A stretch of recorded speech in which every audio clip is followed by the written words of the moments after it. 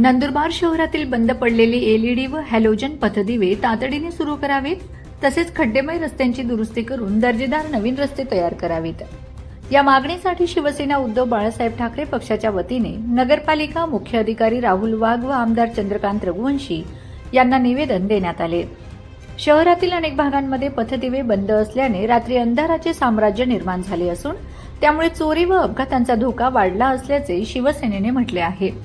तसेच प्रमुख व अंतर्गत रस्त्यांवर मोठमोठे खड्डे पडले असून ड्रेनेजचे पाणी रस्त्यावर येत असल्याने नागरिकांना त्रास सहन करावा लागत आहे.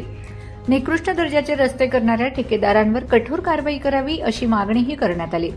8 दिवसात ठोस कारवाई न झाल्यास नगरपालिका मुख्य अधिकाऱ्यांच्या दालनाला टाळे ठोकून आंदोलन करण्याचा इशारा शिवसेनेने दिला. यावेळी जिल्हा प्रमुख पंडित तात्यामाळी, दिनेश सोनवणे, सुनील सोनार, बापू महाजन, आनंदा पाटील, अक्षर शिखंडे, दिनेश भोपे, शेखर जाधव, इजाज काजी, इम्तियाज खान यांच्यासह शिवसैनिक उपस्थित होते.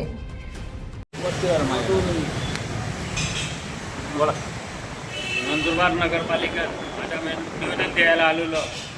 निवेदन द्यायचं कारण एकच होतं, नाईट आहे, बोल आहे त्यांच्या. आज खरं आजपासूनच पावसाची सुरुवात झालेली आहे नंदुरबार जिल्ह्यात आणि शहरात. त्याच्यामुळे जे आज विद्यार्थी शाळेमध्ये जातात ते रोडावर एवढे खड्डे आहेत, तिथे खड्ड्यांची अशी परिस्थिती आहे.